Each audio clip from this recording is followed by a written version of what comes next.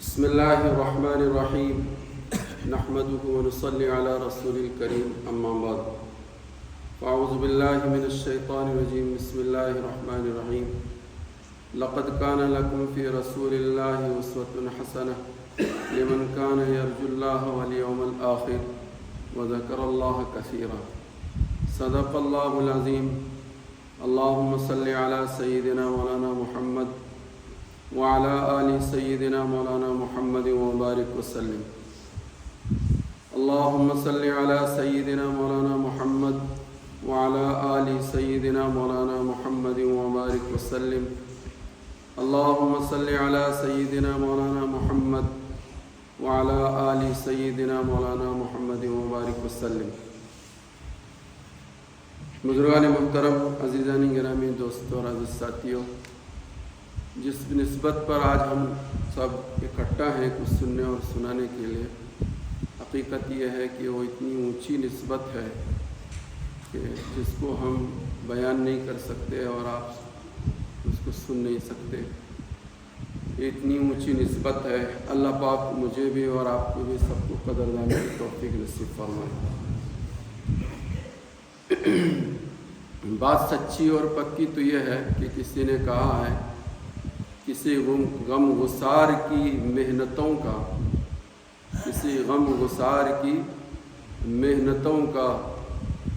عجیب ہم نے صلہ دیا. کسی غم گسار کی محنتوں کا عجیب ہم نے صلہ دیا، جس نے ہمارے غم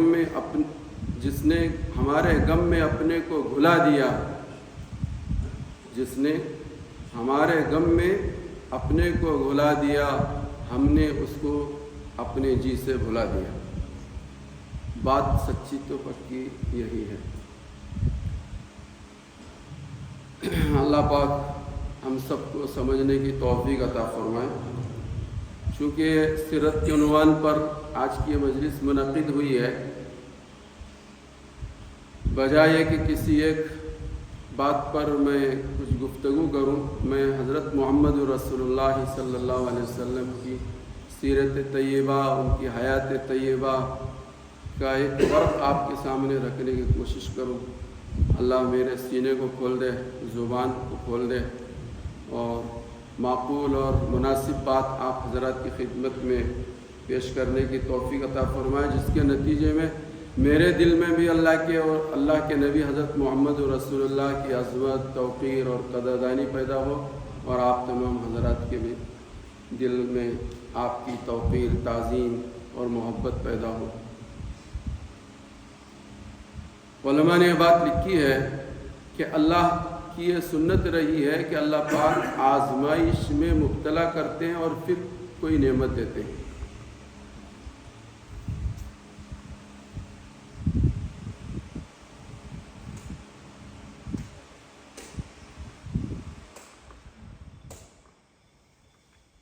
جی ٹھیک ہو. پہلے آزمائش آتی ہے اور پھر آزمائش کے بعد کوئی نعمت اللہ پاک عطا کرتے ہیں. پیارے نبی صلی اللہ علیہ وسلم سے بڑھ کر کوئی دنیا میں نعمت نہیں ہے. سب سے بڑی نعمت میرے اور آپ کے لیے حضرت محمد رسول اللہ صلی اللہ علیہ وسلم کا دنیا میں تشریف لانا اور آپ کی امت میں میرا اور آپ کا پیدا ہونا، یہ بہت بڑی نعمت ہے. لیکن سرکار کے دنیا میں تشریف لانے سے پہلے آپ علیہ السلام پر بھی، آپ کی دنیا میں آنے کے بعد، اور آپ کے آباء و اجداد پر بھی آزمائشیں آئیں. سرکار کے والد محترم کا نام حضرت عبداللہ ہے، ان کے والد کا نام عبد المطلب ہے، ان کے والد کا نام ہاشم ہے. حضرت عبد المطلب جو حضور کے دادا ہیں، جس طرح سے سرکار یتیم ہوئے، حضرت عبد المطلب بھی یتیم ہوئے. بچپن ہی میں حضرت عبد المطلب کے والد محترم حضرت ہاشم ان کا انتقال ہو گیا تو ان کی ننیال جو تھی حضرت عبد المطلب کی، یہ بھی مدینہ طیبہ تھی. تو والد محترمہ نے حضرت عبد المطلب کو لے کر مدینہ طیبہ وہ چلی گئی. حضرت عبد المطلب یتیمی کی حالت میں مدینہ کے اندر اپنی زندگی گزار رہے تھے. ابھی چھوٹے بچے تھے، لیکن اللہ نے بڑا حسن و جمال عطا کیا تھا. بڑی خوبیوں کے مالک تھے عبد المطلب. مکہ مکرمہ کا ایک آدمی جب مدینہ طیبہ پہنچا اور دیکھا حضرت عبد المطلب کو کہ بڑا چہرہ نورانی ہے اور بڑے حسن و کمال کا بچہ معلوم ہوتا ہے. تیر چلا رہے تھے حضرت عبد المطلب. حضرت عبد المطلب جو ہے اس وقت تیر سے نشانہ بنا رہے تھے. سیرت کی کتابوں میں لکھا ہے کہ اس آدمی نے دیکھا کہ عبد المطلب کا کوئی نشانہ چکتا نہیں تھا. جس پر نشانہ لگاتے تھے وہ تیر نشانے پر لگتا تھا. ہمارے بچوں کو بھی ہم کم از کم آج کل تیر چلانا سکھائیں یا ایسے کھیلوں میں اپنے بچوں کو لگائیں. یہ سرکار مدینہ محمد عربی صلی اللہ علیہ وسلم کی سنت بھی ہے اور قانونی اعتبار سے کوئی غلط چیز نہ آج کے زمانے میں ہے نہ اس سے پہلے رہی ہے. ان کھیلوں کے بجائے ہمارے بچے دوسرے کھیلوں میں اپنا وقت گزارتے ہیں. بہرحال اس آدمی نے دیکھا کہ ہونہار بچہ ہے اور بڑی خوبیوں کا مالک ہے، حسن و جمال کا پیکر ہے. تو اس سے آنے والے مدینہ طیبہ میں وہ مکے کے جو آدمی تھا انہوں نے کچھ مذاکرہ کیا تو معلوم ہوا کہ یہ بچہ مکہ مکرمہ کا ہی ہے. اور ان کی معلوم کرنے پر ساری کارگزاری حضرت عبد المطلب ایک یتیم بچہ، انہوں نے اپنی پوری داستان سنائی اور مکہ مکرمہ کے کچھ حالات اور وہاں کے قبیلے وہ سب سنائے. تو وہ آدمی مکہ مکرمہ واپس آیا تو حضرت عبد المطلب کے چچا جن کا نام تھا مطلب، ان کے چچا کا نام بھی حضرت عبد المطلب کا نام عبد المطلب نہیں تھا، حضرت عبد المطلب کا نام شیبہ تھا. کیا نام تھا؟ شیبہ نام تھا. حضرت عبد المطلب کے جو چچا تھے ان کا نام تھا مطلب. مطلب سے جا کر انہوں نے کہا کہ تمہارا بھتیجا یتیمی کی حالت میں اپنے ننیال میں اپنا وقت گزار رہا ہے، بڑی خوبیوں کا وہ بچہ مالک نظر آتا ہے، حسن و جمال کا پیکر ہے، بڑی خوبیاں اس کے اندر ہے، تم ان کو اپنے پاس بلاؤ، اس کی تعلیم تربیت کا نظام بناؤ. آنے والے دنوں میں یہ کچھ بڑے منصب پر اور بڑے مقام پر یہ فائز ہوگا. اتنا مبارہ عبد المطلب کو کہ ان کی بھی طبیعت میں یہ بات آئی کہ جانا چاہیے مدینہ طیبہ اور ان کے ننیال کے لوگوں سے بات کر کے اس بچے کو، اپنے بھتیجے کو واپس مکہ مکرمہ لے کر آؤں اور میں ان کی تعلیم و تربیت کا نظام بناؤں. چنانچہ گئے مدینہ طیبہ اور ننیال کے لوگوں سے گفتگو کی اور ان کو بھی آمادہ کیا اور حضرت عبد المطلب کو لے کر مکہ مکرمہ واپس آئے. تو لوگوں نے جب دیکھا طالب کو کہ ان کے پیچھے ایک بچہ بیٹھا ہوا ہے تو سب لوگوں نے اس بچے کو اس نام سے یاد کیا کہ طالب نے اپنا ایک غلام لے کر آئے ہیں. ان کو کہا عبد المطلب. تو اس دن سے ان کا نام شیبہ کے بجائے عبد المطلب پڑ گیا. بجائے شیبہ کے عبد المطلب ان کا نام پڑ گیا.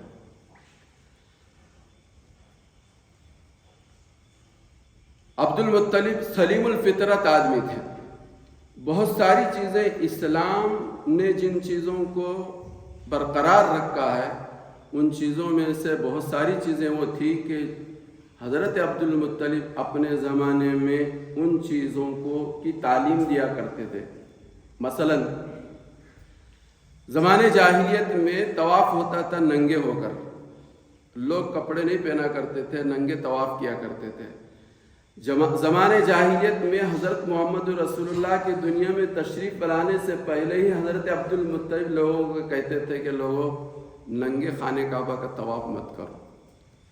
حضرت عبد المطلب لوگوں کو زنا سے منع کرتے تھے، شراب سے منع کرتے تھے، اور خالہ سے اور بہن سے یہ جتنی مستورات وہ ہیں کہ جن سے نکاح نہیں کر سکتے، اسلام نے منع کیا، ان ساری مستورات سے نکاح کرنے کو زمانے جاہلیت میں بھی حضرت عبد المطلب منع کیا کرتے تھے۔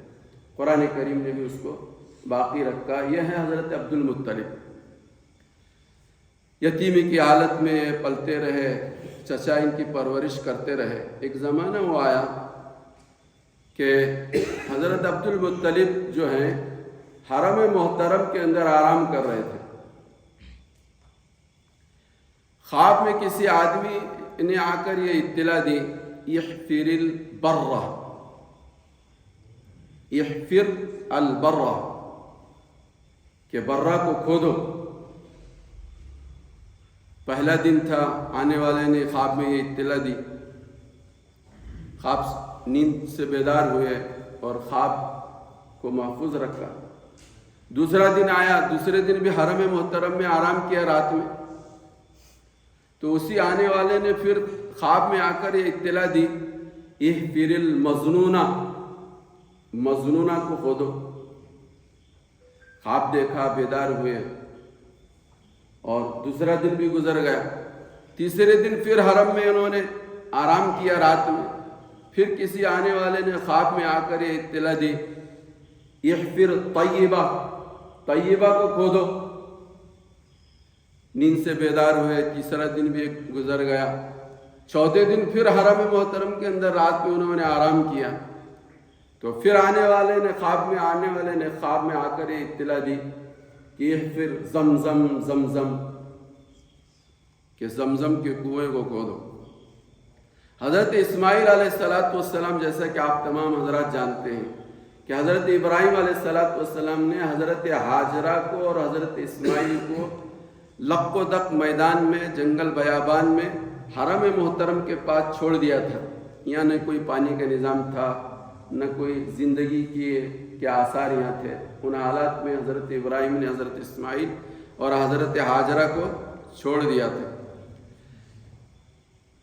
وہ سب تاریخ پورا سنانے کی اس وقت موقع نہیں ہے، آپ سب جانتے ہیں کہ حضرت اسماعیل کے ایڑیوں کے رگڑنے کی جگہ پر زمزم کا چشمہ جاری ہوا۔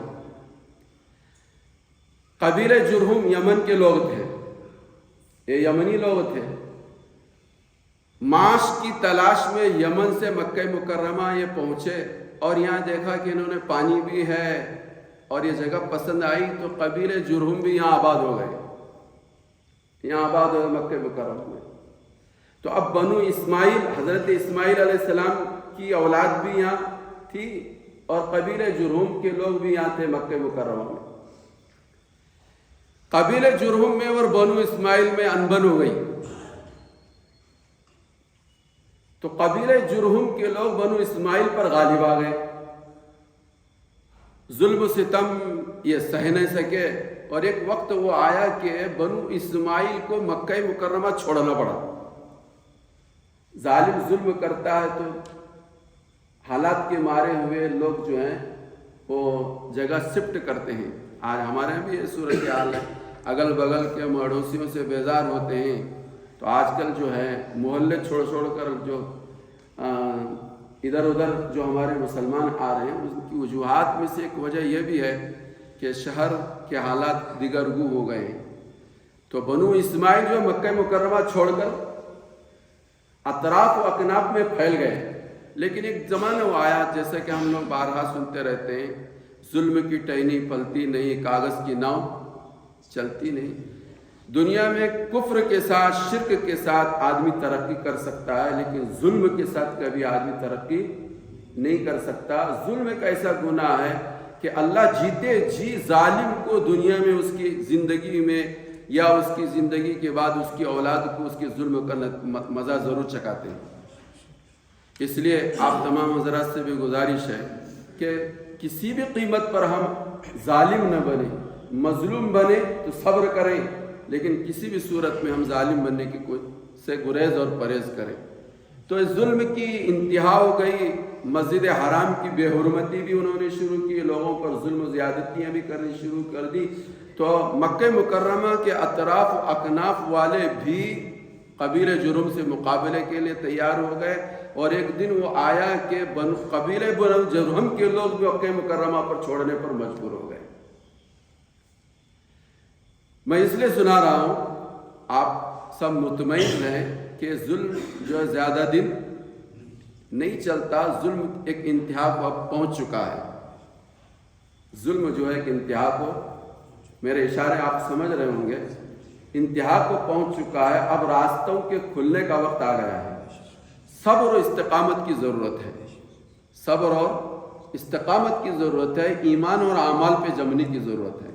ایمان و اعمال پر جمتے ہوئے اگر ہم نے صبر کا مظاہرہ کیا تو وہ دن بہت دور نہیں ہے کہ ہم بھی امن و امان کے ساتھ اور پورے شان اور شوکت کے ساتھ، پورے وقار کے ساتھ اور پوری عظمتوں کے ساتھ انشاءاللہ ہم بھی جیتے رہیں گے، اور یہاں پر ہماری زندگیاں، ہماری نسلیں چلتی رہیں گی۔ تو قبیلہ جرہم کو کہ ظلم و زیادتی کی وجہ سے سب لوگوں نے ان کا مقابلہ کیا، اور ان کو مکہ مکرمہ چھوڑنا پڑا۔ ان کے چھوڑنے کے بعد پھر بنو اسماعیل پھر دوبارہ یہاں پر آ کر آباد ہوئے۔ لیکن جب قبیلہ جرہم جب جا رہے تھے مکہ مکرمہ چھوڑ کر، کہتے ہیں کیا کہتے ہیں، کھسیانی بلی کھمبا نوچے، کھسیانی بلی کھمبا نوچے۔ تو مرتے کیا نہ کرتے، جا رہے ہیں تو کم سے کم کچھ نہ کچھ آتے تو کم سے کم پتھراؤ تو کرنا چاہیے۔ اس کے بغیر عید کیا، تہوار کیا، کہیں نہ کہیں آگ لگانا، اسی کا نام تو ہے عید، ان کی اور لینا دینا کچھ نہیں ہے، عید کچھ نہیں ہے، اصل مقصد تو یہ ہوتا ہے۔ تو قبیلہ جرہم جب مکہ مکرمہ چھوڑ کر جا رہے تھے تو انہوں نے کیا کیا، جو خانہ کعبہ کے اندر جو خانہ کعبہ کی جو چڑھائے جاتے تھے، نظر اور کے چڑھاوے جو چڑھائے جاتے تھے، یہ سارا جو کچھ تھا وہ زمزم کے کنویں میں ڈال دیا، اور زمزم کے کنویں کے اوپر اس طرح سے ساری چیزیں ڈال دی کہ اس کا نام و نشان مٹ گیا۔ سمجھ میں آ رہی بات؟ نہ ہم فائدہ اٹھائیں گے، نہ کسی کو فائدہ اٹھانے دیں گے۔ یہ فطرت اس زمانے سے ہے اور آج بھی ہے، اور خدا نہ کرے اور ہزار بار نہ کرے، شاید ہم میں زیادہ ہے، شاید جو ہے ہم میں زیادہ ہے۔ نہ فائدہ، ہم نہیں فائدہ اٹھاتے تو تمہیں بھی فائدہ اٹھانے نہیں دیں گے۔ میں متولی نہیں بنا تو اسے بھی متولی بننے نہیں دوں گا، مجھے ممبر بننے نہیں دیے تو اسے بھی ممبر بننے نہیں دوں گا۔ یہ ہماری طبیعت ہے۔ تو قبیلہ جرہم نے زمزم کے کنویں کو بالکل ایسا ان کا نام و نشان مٹا دیا۔ ایک زمانے تک حضرت قبیلہ جرہم جو حضرت اسماعیل علیہ السلام کے زمانے میں یہ سب ہوا تھا، اس زمانے سے لے کر حضرت عبد المطلب کے مکہ مکرمہ مدینہ طیبہ سے واپس آنے کے بعد اور ان کے بڑے ہونے تک زمزم کا کنویں کا نام و نشان مکہ مکرمہ میں نہیں تھا۔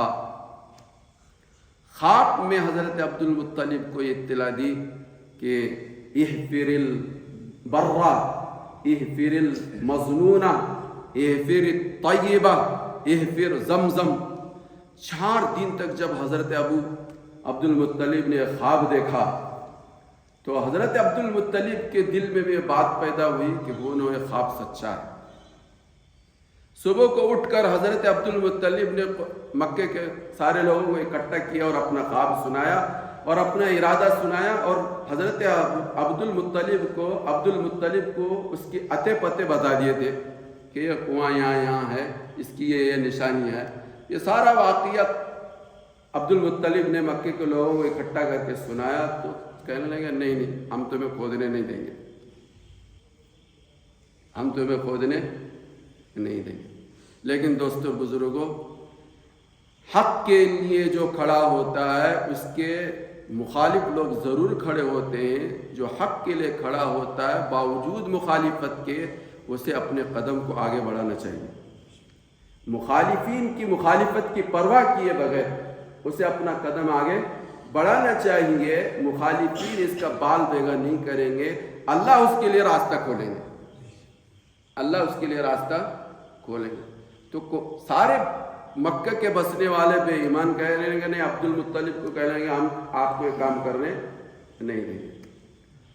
وہ حضرت عبد المطلب نے کہا آپ چاہے جتنی مخالفت کرو میں تو یہ کر کے رہوں گا۔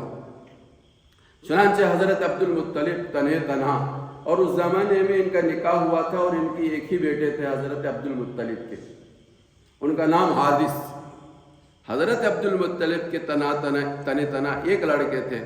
حضرت عبد المطلب ان نشانوں کے مطابق اس جگہ کو تلاش کر کے کھودنے کا کام شروع کیے، اور حضرت حارث جو حضرت عبد المطلب کے بیٹے تھے وہ مٹی کو منتقل کرنے کا کام کرتے تھے۔ کھدائی کا کام عبد المطلب کرتے تھے اور مٹی کے منتقل کرنے کا کام حارث کرتے تھے۔ 3 دن تک یہ سلسلہ روزانہ حضرت عبد المطلب آتے تھے اور کھودتے تھے اور مٹی کو منتقل حارث کرتے تھے۔ 3 دن تک چلتا رہا۔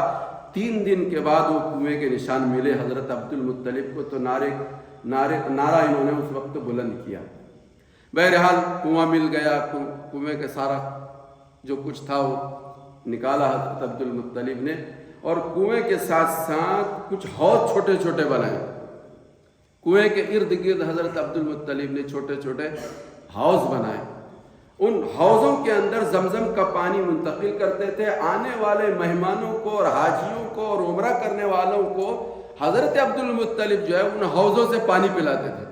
اس نیت سے حضرت عبد المطلب نے وہ چھوٹے چھوٹے حوض بنائے، لیکن مخالفین مخالفت کرتے رہے، تو انہوں نے اس زمانے میں بھی مخالفت شروع کر دی۔ کیا کرتے تھے؟ رات کے اندھیرے میں اس میں جا کر نجاست کرتے تھے، پاخانہ کرتے تھے، جیسے ہمارے ہاں ہوتا رہتا ہے، بچے یہاں پاخانہ کیے وہاں کیے۔ تو حضرت عبد المطلب اللہ اکبر، اللہ ان کو جزائے خیر دے، روزانہ صبح کو وہ حوض صاف کرتے تھے۔ وہ جو گندا کرنے والے گندا کر کے جاتے تھے، وہ کیا کرتے تھے؟ صبح کو اس کو صاف کرتے تھے۔ یہ سلسلہ ایک دن چلتا رہا۔ حضرت عبد المطلب کو یہ خواب کے ذریعے سے یہ اطلاع دینے والے نے اطلاع دیا کہ آپ دعا کیجئے، یا اللہ، کیا دعا کیجئے؟ یا اللہ میں اس یہاں پر غسل کرنے کی اجازت نہیں دیتا، پینے کے لیے اس کو جائز قرار دیتا ہوں۔ یہ خواب کے اندر انہوں نے یہ دعا کی تلقین کی اور دعا کی، اور پھر لوگوں کو انہوں نے صبح کو اٹھ کر اس کی اطلاع دی کہ بھائی یہاں پر نہ غلالت ضبط کریں گے، نہ یہاں پر غسل کریں گے، جن کو پانی پینا ہے وہ یہاں سے پانی پئیں گے اور پانی لیں گے، یہ اعلان کیا۔ تو اس کے بعد دیکھو آپ خدا کی مدد، آدمی صبر کے ساتھ ایک زمانہ بتا دیتا ہے تو پھر اللہ پاک اس کے لیے دروازے غیب سے ایسے کھول دیتے ہیں کہ دشمن سے دشمن بھی اپنی کھلی آنکھوں سے دیکھ لیتا ہے کہ حق کیا ہے اور باطل کیا ہے، صحیح کیا ہے، غلط کیا ہے، مفید کیا ہے، مضر کیا ہے۔ اعلان ہوا یہ، پھر لوگ دوسرے دن اپنی طبیعت اور اپنی فطرت، بگڑی ہوئی طبیعت کے مطابق لوگ یہاں رات میں آتے تھے اور نجاست کرنے کی کوشش کرتے تھے۔ اللہ پاک ان کو کسی نہ کسی بیماری میں مبتلا کر دیتے تھے۔ ایک سلسلہ ایک چلتا رہا۔ چند دنوں کے بعد سب کے سب کو معلوم ہو گیا کہ بھائی نہیں، یہ خدائی نظام ہے، اس میں روڑا اٹکائیں گے ہم تو ہماری خیریت نہیں ہے، عبد المطلب کا کچھ نہیں بگڑے گا، ہماری خیریت پھر نہیں رہے گی۔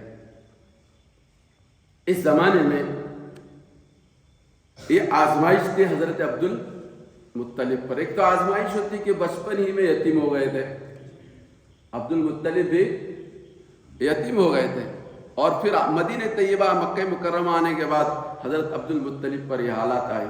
تو حضرت عبد المطلب نے اس زمانے میں جب یہ کنواں کھود رہے تھے، اس زمانے میں انہوں نے ایک نظر مانی تھی، اللہ ایک ہی بیٹا ہے، وہی مٹی کو منتقل کرنے کا کام کر رہا ہے، دوسرا کوئی بیٹا نہیں ہے۔ تو انہوں نے کہا یا اللہ اگر مجھے 10 بیٹے مل گئے تو تیرے نام پر ایک بچے کو میں ایک بچے کی قربانی دوں گا، ایک بچے کی قربانی دوں گا۔ اللہ کی قدرت یہ ہے کہ جب آدمی محنت کرتا ہے، کوشش کرتا ہے، اخلاص کے ساتھ کچھ کام کرتا ہے تو اللہ ایسے بندوں کی دعاؤں کو بھی قبول کرتے ہیں۔ اللہ پاک نے چند ہی زمانے کے بعد جو ہے حضرت عبد المطلب کو کتنے بچے دیے؟ 10 بچے دیے۔ وہ زمانہ ایسا تھا کہ بچوں کے اولاد پر لوگ فخر کیا کرتے تھے۔ اب تو عار محسوس کرتے ہیں لوگ، لیکن وہ زمانہ تھا اور ماضی قریب تک بھی جس کے بچے ہوتے تھے وہ اپنے بچوں کی کثرت پر فخریہ طور پر اس کا مذاکرہ کرتے تھے۔ تو حضرت عبد المطلب نے یہ نظر مانی تھی اور اللہ سے مانگا تھا، اللہ 10 بچے ہوں گے تو تیرے نام پر ایک بچے کو میں قربان کروں گا۔ 10 بچے ہو گئے، 10 بچے ہو گئے اور سب سے چھوٹے عبداللہ تھے۔ تو خواب کے اندر پھر حضرت عبد المطلب کو اس بات کی اطلاع دی کہ آپ اپنی نظر پورا کیجئے۔ تو دوسرے دن سب بچوں کو اکٹھا کیا اور خواب سنایا تو سب بچوں نے کہا کہ ابا جان، جو آپ کو جیسے حضرت اسماعیل نے حضرت ابراہیم سے کہا تھا کہ آپ اپنی خبر کو اپنے اپنے حکم کو اللہ نے جو حکم دیا ہے اس کو کر گزریے، ستجدونی انشاءاللہ من الصابرین، آپ مجھے صبر کرنے والا پائیں گے۔ آپ کو مجھے ذبح کرنے کا حکم دیا ہے، مجھے ذبح کیجئے، میں ذبح ہونے کے لیے تیار ہوں، آپ مجھے صبر کرنے والا پائیں گے، حضرت اسماعیل نے کہا تھا۔ تو بچوں نے بھی کہا کہ ابا جان آپ اپنی نظر پوری کریں۔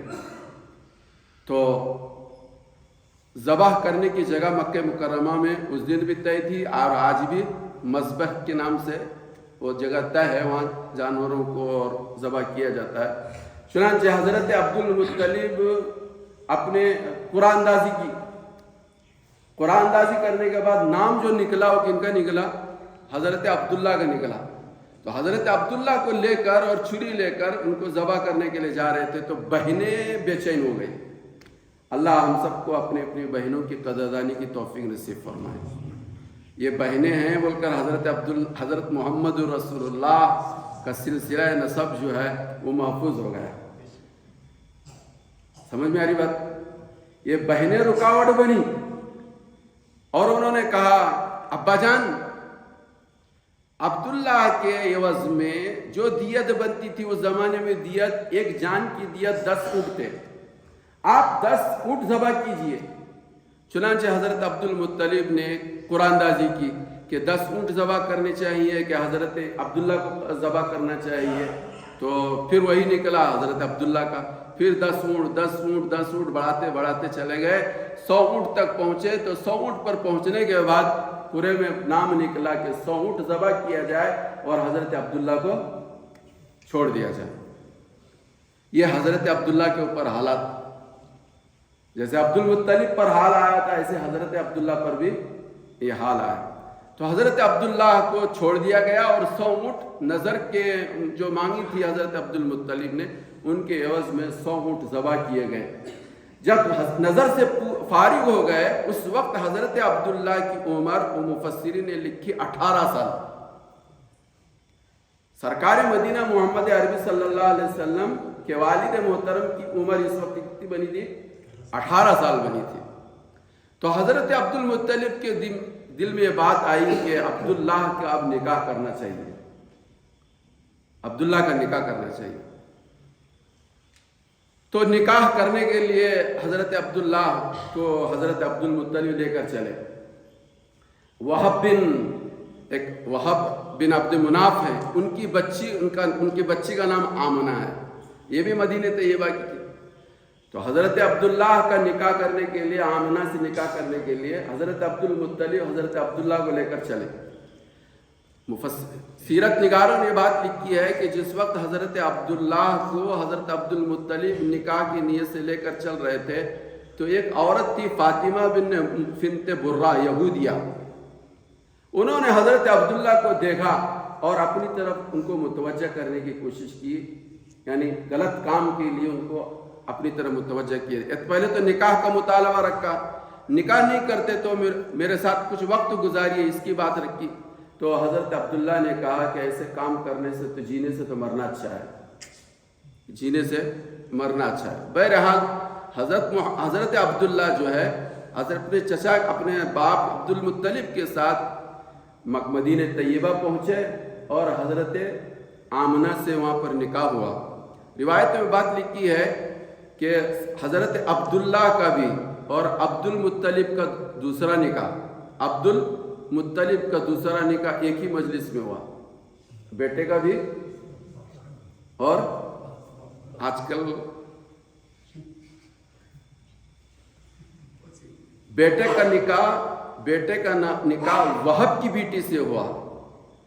और हज़रत अब्दुल मुत्तलिब यानी अब्दुल्ला के अब्बा का नाम अब्दुल मुत्तलिब का निकाह हज़रत आमना के चाचा की बेटी से वहैब बिन अब्द मुनाफ से एक ही मजलिस में निकाह हुआ, एक ही मजलिस में दोनों का निकाह हुआ। निकाह के बाद वापस आ रहे तो फिर वो फातिमा बिनते मुर्रम से मुलाकात हुई, जिसने हुजूर को हज़रत अब्दुल्ला को अपनी तरफ मुतवज्जह किया था, निकाह का पैगाम दिया था, निकाह नहीं करते तो कुछ वक्त मेरे साथ गुजारने का मुतालबा किया था। ये जो औरत मिली थी वापस आए तो उन्होंने देखा कि कहाँ गए थे, पूछा फिर दोबारा फातिमा ने कहाँ गए थे, तो कहा कि ऐसे ऐसे गए थे इस जगह पर और वहाँ पर। तुम वहाँ क्या किए? तो उन्होंने कहा कि वहब की बेटी आमना से मेरे बाप ने मेरा निकाह किया।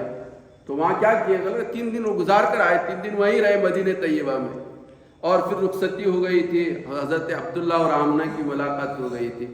तो फिर उसने हज़रत फातिमा बिनते मुर्रा जो यहूदिया थी, उन्होंने कहा मैं कोई गलत औरत नहीं थी, मैं तुम्हारे पेशानी में मुहम्मदुर रसूलुल्लाह का नूर देख रही थी, मैं चाहती थी कि वो नूर मेरे पेट में मुंतकिल हो जाए, इसलिए मैंने तुमसे निकाह का सबसे पहले पैगाम दिया। लेकिन निकाह के पैगाम को तुमने कबूल नहीं किया तो मैंने तुमसे दूसरी दरख्वास्त ये की थी कि वो मेरे साथ कुछ वक्त गुजारे। मैं ये चाहती थी कि वो नूर मेरे पेट में मुंतकिल हो, और आज वो नूर मैं आपके पेशानी में नहीं देखती। मालूम ये होता है कि तुम हज़रत आमिना से जो वक्त गुजार कर आए हो 3 दिन, इन 3 दिनों के अंदर वो तुम्हारे सुल्ब से नूर मुंतकिल होकर आमिना के पेट में चला गया।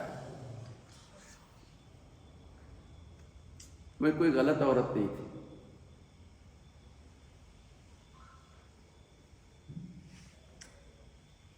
हज़रत आमना मदीने तैयबा से मक्के मुकर्रमा पहुंची। चंद दिन नहीं गुजरे थे, एक काफिला जा रहा था मुल्क शाम, तिजारती काफिला जा रहा था। तो हज़रत अब्दुल्ला भी जाने की नीयत से तैयार हो गए। नवीली दुल्हन हज़रत आमना, ऐसे नए हालात में दुल्हे का दुल्हन से जुदा होना दुल्हन को गवारा नहीं होता है, तो फितरी चीज़ है, सब जानते हैं। बहुत उदास हो गई हज़रत आमना, अभी निकाह होकर आई हूँ और फिर मुल्क शाम आप जा रहे हैं। तो हज़रत अब्दुल्ला ने कहा कि घबराओ नहीं, बहुत जल्द वापस आ जाऊँगा। और जब वापस काफिले आते थे तो घंटी बजती थी, जिस बस्ती का काफिला होता था घंटी बजती थी। जब घंटी बजे काफिले के आने की तो तुम मेरा इस्तकबाल करना घर की चौखट पर खड़े होकर, मैं तुम्हें बहुत मोहब्बत से मिलूंगा और बहुत जल्द वापस आऊँगा। चुनांचे काफिले में हज़रत अब्दुल्ला मुल्क शाम चले गए। मुल्क शाम से काफिला मदीना होते हुए आता था, लेकिन इत्तेफाक ये कि वो काफिला मक्के मुकर्रमा आया और घंटी बजी और हज़रत आमना खुशी से फूले नहीं जमा रही थी। नई दुल्हन हज़रत आमना, नई दुल्हन, तो दूल्हा आ रहा है, हज़रत अब्दुल्ला आ रहे हैं, तो बहुत खुशियों से फूले नहीं जमा रही थी। घंटी बजते ही फौरन घर के चौखट पर आकर इस्तकबाल के लिए खड़ी हो गई। और लोग जितने काफिले में थे अपने अपने घर, अपने अपने दोस्त अहबाब, मेहमान, रिश्तेदार, उनको अपने अपने लोगों को लेकर चले गए और आमना देखती की देखती रह गई। मालूम किया अब्दुल्ला के बारे में तो फरमाया कि आते आते मदीने तैयबा पहुँचते पहुँचते उनको सख्त बुखार आ गया। वो इस काबिल नहीं थे कि मदीने से मक्के मुकर्रमा हमारे साथ आ सके। हम उनको ननियाल में अपने मदीने तैयबा छोड़कर आ गए। तो बहुत उदास हुई हज़रत आमना, मायूस हुई बहुत। एक उमंग थी, तमन्ना थी, एक ज़ौक़ था, एक शौक़ था।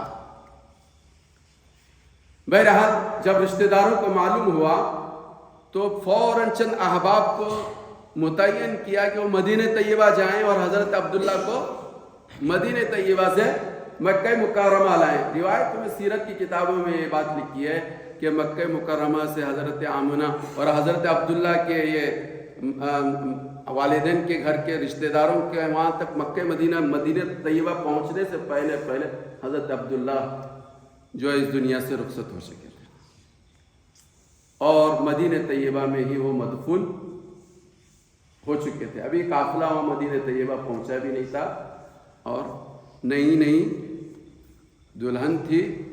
18 سال ان کی عمر تھی. تو ظاہر سی بات ہے مفسرین سیرت نگاروں نے یہ بات لکھی ہے کہ حضرت آمنہ کی یقیناً عمر جو ہے حضرت عبداللہ سے کم ہوگی. لڑکے کی عمر زیادہ ہوتی ہے, لڑکی کی عمر کم ہوتی ہے, تو یقیناً ان کی بھی عمر کم ہوگی. آمنہ جو ہے کیا ہو گئی, بیوہ ہو گئی. سمجھ میں آ رہی بات نہیں؟ حضرت آمنہ کو وہی 2-3 دن مدینہ طیبہ میں, کچھ دن مکہ مکرمہ میں گزرے تھے, لیکن حضرت آمنہ کہتی ہیں کہ میں امید سے ہو گئی تھی لیکن مجھے اس کا احساس نہیں تھا.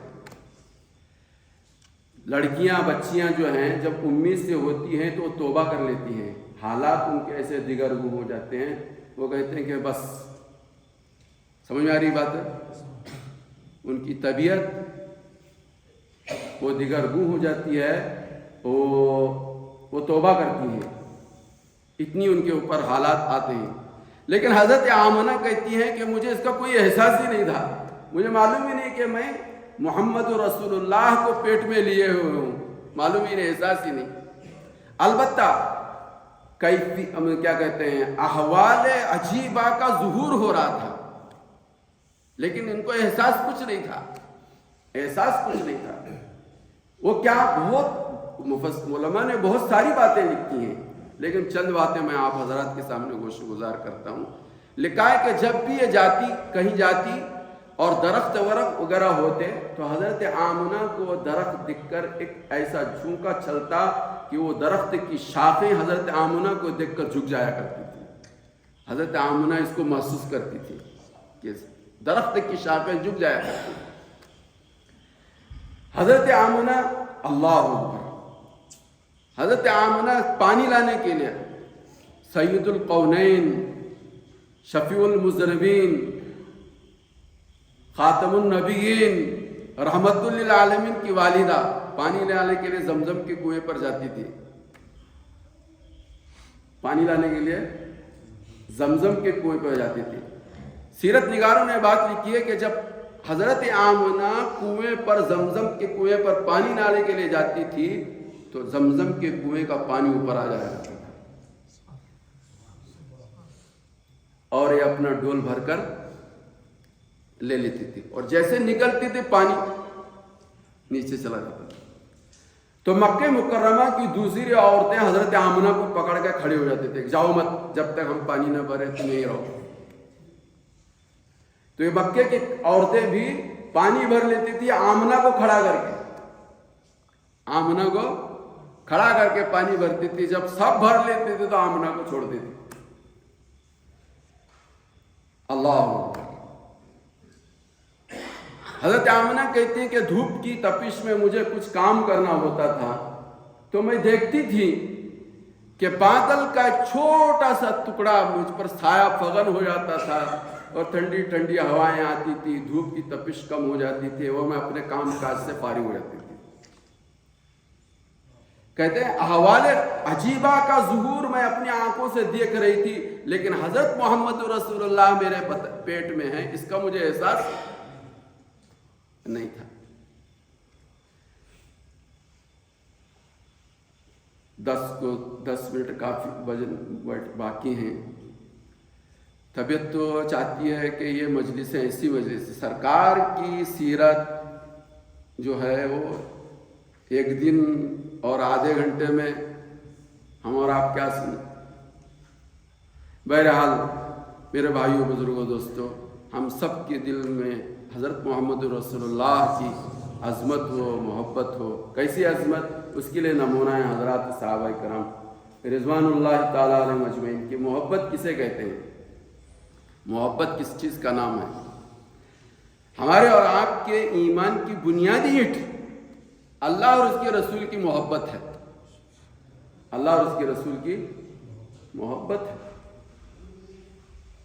حضرت سعید بن عامر رضی اللہ تعالیٰ عنہ، سعید بن عامر جہمی رضی اللہ، ابھی ایمان قبول نہیں کیا تھا انہوں نے۔ حضرت خبیب بن عدی رضی اللہ تعالیٰ عنہ کو بے ایمانوں نے گرفتار کر کے مکے کے بازار میں لا کر فروخت کیا، تو بدر میں جو شہید ہوئے تھے ان کے آبا و اجداد بے ایمانوں کے، ان کا بدلہ لینے کے لیے مسلمان قیدیوں کو یہ خریدتے تھے اور ان کو شہید کرتے تھے، ان میں حضرت خبیب بن عدی بھی تھے۔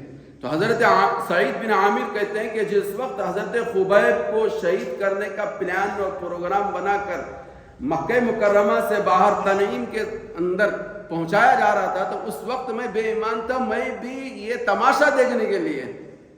ایک بات درمیان میں بات کرتا چلوں، اگر ایمان والے حالات کے باوجود ایمان اور اعمال پر، صحیح ایمان اور صحیح اعمال پر جمیں گے، تو تمہارا اور ہمارا یہ ایمان اور اعمال پر جمنا بے ایمانوں کے لیے دعوت بنے گی، اور یہی ہمارا ایمان اور اعمال پر جمنا ان کی ہدایت کا ذریعہ بنے گا۔ سمجھ میں آ رہی بات ہے؟ اور ایمان اور اعمال سے ہٹ کر کٹ کر جتنے کام ہم ایمان و اعمال پر، مذہب کے نام پر ہم کرتے رہیں گے، ان اعمال کی وجہ سے ہمارا یہ عمل ان کے لیے دعوت بھی نہیں بنے گا۔ دعوت کیا بنتا؟ اسلام اور مسلمانوں سے ان کے دل میں نفرت پیدا ہوگی۔ اچھی طرح سے اس کو سمجھیں۔ حالات کے باوجود صحیح ایمان اور صحیح اعمال پر ہم کھڑے ہو جائیں گے، تو ہمارا یہ کھڑا ہونا ہی ان کے لیے دعوت، اور ہمارا کھڑا ہونا ہی ان کے لیے سبب ہدایت۔ تو میں یہ کہہ رہا تھا کہ سعید بن عامر جمحی رضی اللہ تعالیٰ عنہ ابھی ایمان قبول نہیں کیا تھا انہوں نے۔ یہ جب تب حضرت عدی خبیب بن عدی کو شہید کرنے کا پلان بنایا گیا اور تنعیم میں پہنچانے لگے، تو اس وقت تماشا دیکھنے کے لیے حضرت سعید بن عامر جمحی وہ بھی پہنچے تھے۔ سب بھیڑ بھاڑ تھی، شور شرابہ تھا، ہنگامہ تھا، جیسے لوگ آج شور شرابہ کرتے ہیں، ہنگامہ کرتے ہیں، چیخنا چلانا کرتے ہیں۔ جہاں پروگرام ہوتا ہے چیخنا چلانا، شور شرابہ رہتا ہے، تو سب اس شور شرابے کے اندر لوگوں کو دھکیلتا ابو سفیان، عتبہ اور شیبہ جہاں کھڑے تھے، میں بھی وہاں پہنچ گیا۔ حضرت سعید بن عامر کہتے ہیں میں بھی وہاں پہنچ گیا۔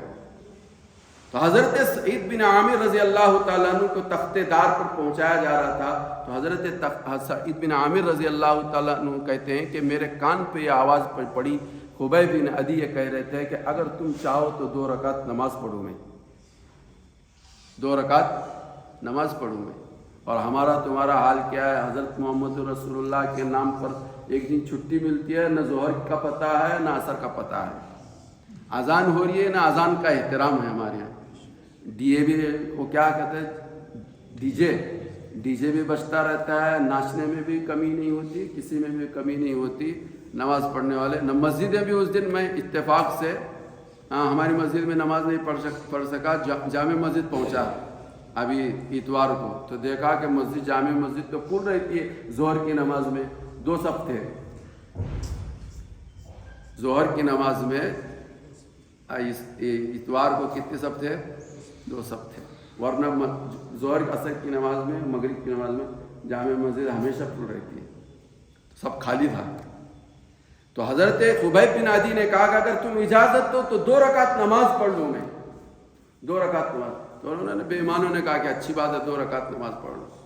تو 2 رکعت نماز حضرت خبیب بن عدی نے پڑھی۔ پڑھنے کے بعد بے ایمانوں کو مخاطب ہو کر کہا کہ تمہارے دل میں یہ گمان آئے گا کہ موت کے ڈر سے خبیب نے نماز لمبی کر دی، موت کے ڈر سے خبیب نے نماز لمبی کر دی، یہ خیال تمہارے دل میں آئے گا، اس لیے میں اس خیال کو تمہارے دل میں پیدا نہیں کرنا چاہتا تھا، اس لیے مختصر 2 رکعت نماز پڑھی۔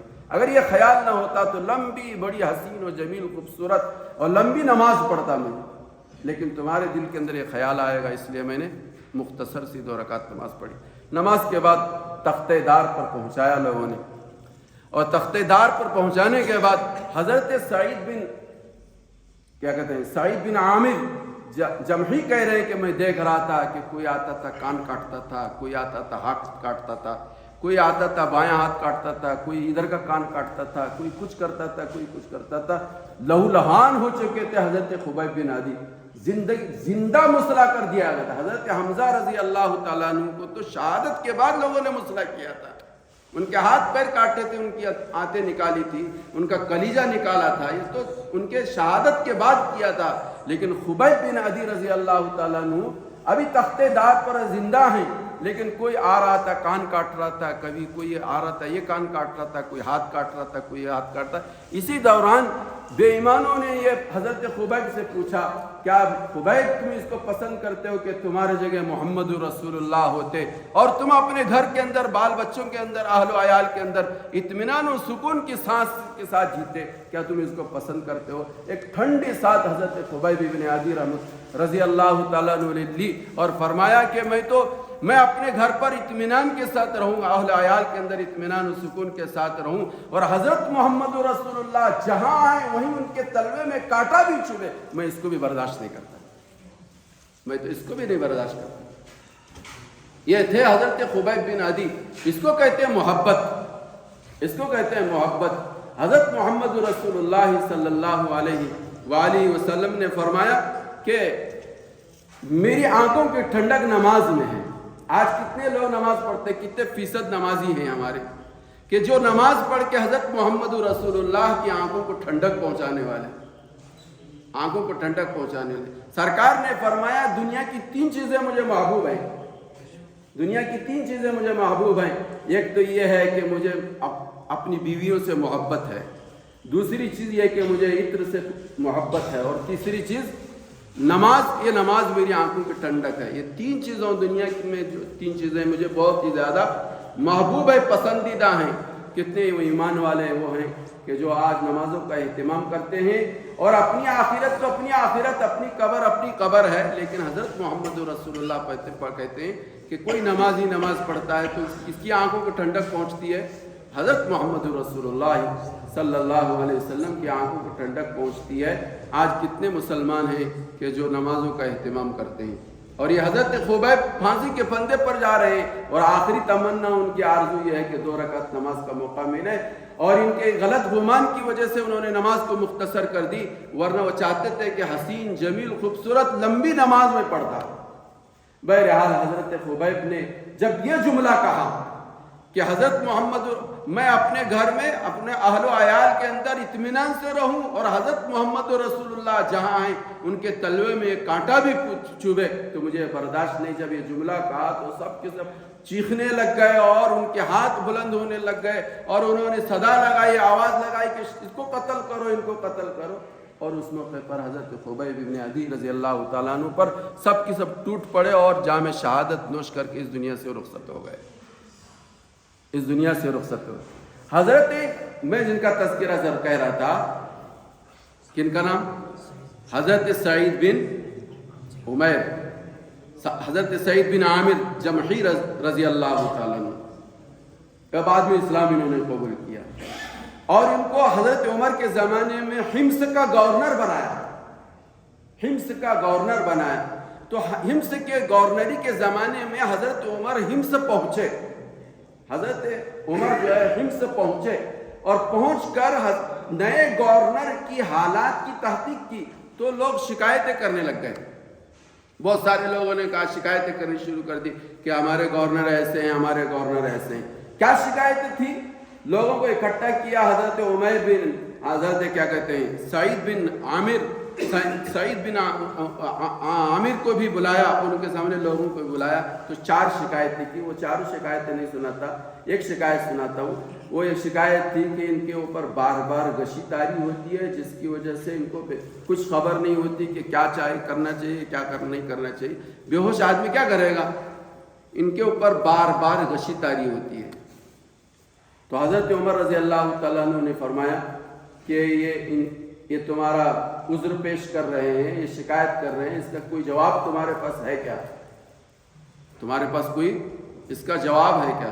तो हज़रत सईद रज़ी अल्लाह ताला अन्हु ने फरमाया, मैं तो चाहता था कि ये मेरा ये मेरी बात से गैर राज में रहे, लेकिन इस वक्त शिकायत अदालत में पहुंची हुई है तो मुझे इसकी सफाई देनी ज़रूरी है। हज़रत खुबैब बिन अदी रज़ी अल्लाह ताला अन्हु जिस वक्त शहीद किए जा रहे थे उस वक्त मैं वहाँ पर मौजूद था। ये पूरी कारगुजारी मेरे आंखों के सामने हर दिन घूमती रहती है। वो दिन मुझे याद आता है और मुझे अपना हाल याद आता था, काश कि वो दिन मैं हज़रत खुबैब इब्न अदी का कुछ ताउन करता। खुबैब इब्न अदी का मैंने उस दिन कुछ ताउन न किया, कल क़यामत के दिन अल्लाह के दरबार में मैं खड़ा किया गया और अल्लाह पाक ने मुझे पूछ लिया और मेरी पकड़ कर ली तो मेरे पास कोई इसका जवाब नहीं है। ये एहसास मेरे ऊपर इतना पैदा होता है कि जिसकी वजह से मैं जिसकी ताब न लाकर बेहोश हो जाता हूं। ये कौन से जमाने का हाल था? ये जिस वक्त आप ईमान कबूल नहीं किए थे। ईमान के कबूल करने के बाद इनको ये दिल में बात खाई जा रही थी और उसका दिल पर इतना असर पड़ता था कि इस बात को याद करते थे तो हज़रत सईद बेहोश होकर गिर जाया करते थे। मेरे भाइयों, बुजुर्गों, दोस्तों, आज हमारी और आपकी सूरत हाल हज़रत मोहम्मद रसूलुल्लाह सल्लल्लाहु अलैहि वसल्लम के ताल्लुक़ से क्या है? हज़रत खुबैब का शहीद होना अपनी जगह पर, हज़रत मोहम्मद रसूलुल्लाह की कोई सुन्नत को शहीद कर दिया जाए, ये सबसे बड़ा जुर्म है, सबसे बड़ा कसूर है। हज़रत खुबैब का शहीद होना इतनी बड़ी बात नहीं है जितनी बड़ी बात हज़रत मोहम्मद रसूलुल्लाह की सुन्नत मेरी ज़िंदगी में पामाल हो जाए, सरकार का कोई तरीका मैं छोड़ दूं, यह हज़रत खुबैब की शहादत से बड़ा जुर्म है। आज किसके पेशानी पर बल पड़ते हैं? किसको इस बात की फिक्र होती है? वो तो हज़रत सईद अपने ज़माने जाहिलियत की बात को याद करके इतना मुतासिर होते थे, बेहोश होकर गिर जाया करते थे। आज तो मैं अपने बच्चे को सुन्नतों से हटा और कटा देखता हूँ। घर के मुख्तलिफ लोगों को मैं अपनी सुन्नतों से हटा और कटा देखता हूँ। जो सुन्नतों पर हम अमल नहीं कर सकते, जिन सुन्नतों पर अमल करने में कुछ लेना देना भी नहीं पड़ता, किसी की कुछ सुन्नी सुनानी भी नहीं पड़ती, जिन सुन्नतों के करने पर कोई आर और कोई का मसला भी नहीं है, लेकिन इसके बावजूद हम और आप अपने घरों का जायज़ा लें तो मालूम होगा कि ऐसे बेशुमार सुन्नतें हैं कि जिन पर हम अमल कर सकते हैं। घर में सारी सहूलतें फराहम हैं, लेकिन इसके बावजूद हम सुन्नतों से हटे हुए कटे हैं। सरकार ने फरमाया, मन अहया सुन्नती इंद फसादी उम्मती फलहु अजरु मियत शहीद। जो फसाद के ज़माने के अंदर सरकार की एक सुन्नत को कोई जिंदा करता है तो उसे 100 शहीदों का सवाब मिलेगा, 100 शहीदों का सवाब मिलेगा। हज़रत खुबैब तो एक शहीद होने वाले थे।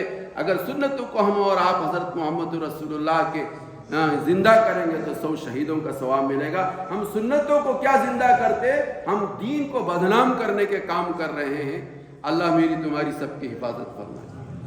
कितना हम एक जज्बात थे, एक उमंग थी, एक तमन्ना थी, ख्वाहिश थी, वो सारी ख्वाहिशें हमारी पूरी हो गई।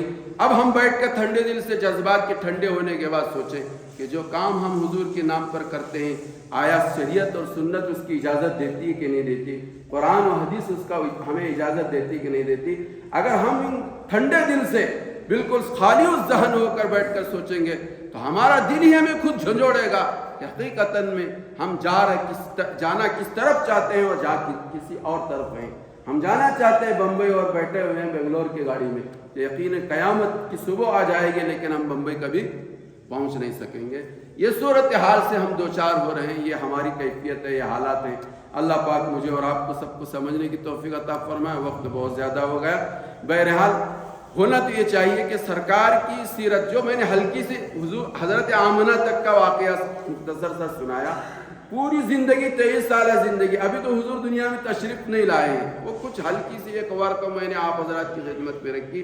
अगर मोटे मोटे औराक और मोटे मोटे उन्वानात पर भी हम गुफ्तगू सुनाएं तो कम से कम रोज़ाना आधा पौन घंटा जो बैठे तो कम से कम 1 महीना मुसलसल बैठेंगे, तो जब जाकर हमें कुछ हुजूर की सीरत और हुजूर की ज़िंदगी, हुजूर के ऊपर कैसे हालात आए और हुजूर ने उन हालात से कैसे अपने आप को निपटाया, हम उस वक्त हम समझ सकेंगे। अल्लाह करे कि ہم اور آپ حضور کی زندگی کو خوب پڑھیں، سنیں، سنائیں اور اس آپ کے رنگ میں اپنے آپ کو رنگنے کی ہم سب کوشش کریں۔ وآخر دعوانا ان الحمد للہ رب العالمین۔